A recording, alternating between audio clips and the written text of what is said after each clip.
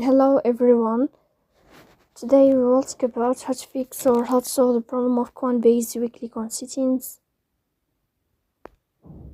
Here we click on apps, default apps, app settings. In this list you will search about Coinbase app as you see and you will enter. Here in this page of app info you will click on first stop and you will click OK. After that you will enter to the window of storage. Here you will click on clear cache. In the end you will turn off your phone and you will wait a moment to restart your phone again to fix that problem. So please don't forget to support us by like and subscribe.